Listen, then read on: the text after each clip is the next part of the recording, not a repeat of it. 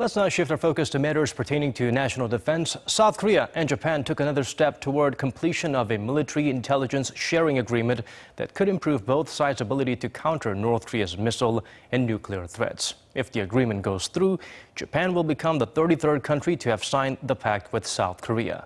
Our Kim Hyun-bin fills us in. South Korea and Japan gave their preliminary approval to a bilateral military intelligence sharing agreement on Monday afternoon in Tokyo. This was the third round of working-level talks on the General Security of Military Information Agreement, which will allow the two countries to share military intelligence on North Korea's nuclear and missile threats. The benefits of the Korea-Japan intelligence sharing agreement have been confirmed.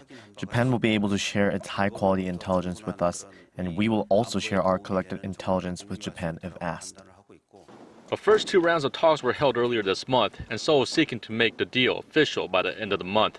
The agreement will now be sent to Seoul's foreign ministry so it can review the preliminary terms, after which it will be sent to the National Assembly for approval later this month.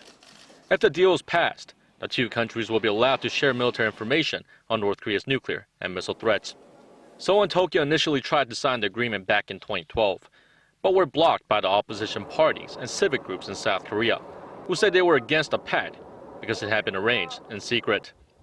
Many Koreans are against the pact because of the history of Japan's colonial rule of Korea from 1910 to 1945, and the lingering historical and territorial issues between the two countries. However, North Korea's ever-growing nuclear and missile threats have served as fresh momentum for resuming the discussions. Pyongyang has conducted over 20 ballistic missile launches and 2 nuclear tests this year alone. Kim Hyun-bin, Arirang News.